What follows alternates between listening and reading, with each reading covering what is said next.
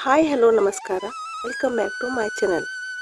ಅರಳೆಕಾಯಿಯಲ್ಲಿದೆ ಸರ್ವ ರೋಗವನ್ನು ಗುಣಪಡಿಸುವ ಗುಣ. ಭಾರತೀಯ ಗಿಡಮೂಲಿಕೆಯ ಔಷಧಿಗಳಲ್ಲಿ ಪ್ರತಿಯೊಂದು ಸಸ್ಯವು ಪ್ರಯೋಜನಕಾರಿಯಾಗಿದೆ. ಔಷಧಿಗಳ ರಾಜನೆಂದೇ ಹೆಸರುವಾಸಿಯಾದ ಸಸ್ಯವೆಂದರೆ ಅರಳೆಕಾಯಿ ಸಸ್ಯ. ಇದನ್ನು ಉಪಯೋಗಿಸುವ ಕ್ರಮವನ್ನು ಚೆನ್ನಾಗಿ ತಿಳಿದವರನ್ನು ಅರಳೆಕಾಯಿ ಪಂಡಿತ ಎಂದು ಕರೆಯುವರು.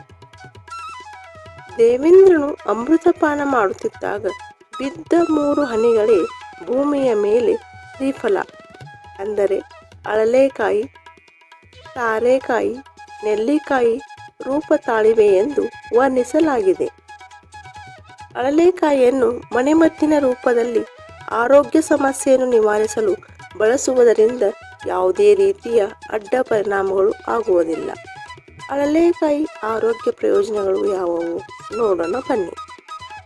ಅರಳೆಕಾಯಿ ಸಿಪ್ಪೆಯ ಕಾಲು ಭಾಗವನ್ನು ಜೇನುತುಪ್ಪದಲ್ಲಿ ತೆಗೆದು ಮುಂಜಾನೆ ಹಾಗೂ ರಾತ್ರಿಯ ವೇಳೆ ಸೇವಿಸಿದರೆ ಕೆಮ್ಮು ನಿವಾರಣೆಯಾಗುತ್ತದೆ. ಅರಳೆಕಾಯಿಯೊಂದಿಗೆ ಸೈಂಧವ ಲವಣ ಸೇರಿಸಿ ಸೇವಿಸಿದರೆ ವಾತಕ್ಕೆ ಪರಿಣಾಮಕಾರಿಯಾದ ಮನೆಮದ್ದಾಗಿದೆ. ಚರ್ಮದ ಅಲರ್ಜಿಯಾಗಿ ತುರಿಕೆ, ನೋವು, ಊತ ಇದ್ದರೆ ಅರಳೆಕಾಯಿಯನ್ನು ಬಿಸಿ ನೀರಿನಲ್ಲಿ ತೆಗೆದು ಚರ್ಮಕ್ಕೆ ಹಚ್ಚಿದರೆ ಚರ್ಮದ ಅಲರ್ಜಿ ಕಡಿಮೆಯಾಗುತ್ತದೆ. ಅರಳೆಕಾಯಿ ಮತ್ತು ನೀರು ಸೇರಿಸಿ ತಯಾರಿಸಿದ ಕಷಾಯದಿಂದ ಪ್ರತಿದಿನ ಬಾಯಿ ಮುಕ್ಕಳಿಸಿದರೆ ಬಾಯಿ ಹುಣ್ಣು ಮತ್ತು ಗಂಟಲು ಒಸಡಿಗೆ ಸಂಬಂಧಪಟ್ಟ ಸಮಸ್ಯೆಗಳು ಗುಣವಾಗುತ್ತವೆ.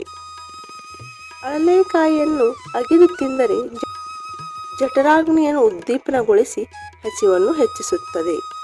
ಅರಳೆಕಾಯಿ ಚೂರ್ಣ, ಒಣಶುಂಠಿ ಸೇರಿಸಿ ಕಷಾಯ ತಯಾರಿಸಿ ಆರಿದ ನಂತರ ಜೇನು ಬೆರೆಸಿ ಕುಡಿದರೆ ಕೆಮ್ಮು, ಕಫ ನಿವಾರಣೆಯಾಗುತ್ತದೆ. ಪ್ರತಿದಿನ ಮುಂಜಾನೆ ಅರಳೆಕಾಯಿ ಕಷಾಯವನ್ನು ಕುಡಿಯುವುದರಿಂದ ದೇಹದ ಉಷ್ಣತೆ ಕಡಿಮೆಯಾಗುವುದಲ್ಲದೆ ಅನಗತ್ಯ ಕೊಬ್ಬು ಕೂಡ ನಿವಾರಣೆಯಾಗುತ್ತದೆ. ಅರಳೆಕಾಯಿಯನ್ನು ತುಪ್ಪ ಬೆರೆಸಿ ಸೇವಿಸಿದರೆ ಪಿತ್ತ ನಿವಾರಣೆಯಾಗುತ್ತದೆ. ಅರಳೆಕಾಯಿಯನ್ನು ಬೆಲ್ಲದೊಂದಿಗೆ ಸೇವಿಸಿದರೆ ಹೃದೋಷಗಳ ನಿವಾರಣೆಯಾಗುತ್ತದೆ.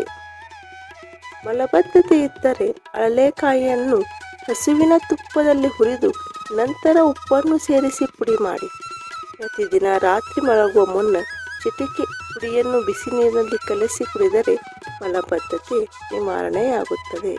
ಕೂದಲು ಉದುರುವ ಸಮಸ್ಯೆ, ಹೊಟ್ಟು, ಹೇನುಗಳು ಇದ್ದರೆ 1 ಕಪ್ ಎಣ್ಣೆಗೆ 4 ರಿಂದ 5 ಅರಳೆಕಾಯಿ ಹಾಕಿ ಚೆನ್ನಾಗಿ ಕುದಿಸಿ ತಣ್ಣಗಾದ ಮೇಲೆ ಡಬ್ಬಿಗೆ ಹಾಕಿ ಪ್ರತಿದಿನ ಈ ಎಣ್ಣೆಯನ್ನು ತಲೆಗೆ ಹಚ್ಚಿದರೆ ಹೊಟ್ಟು, ಹೇನು ನಿವಾರಣೆಯಾಗಿ ಕೂದಲು ಸೊಂಪಾಗಿ ಬೆಳೆಯುತ್ತದೆ.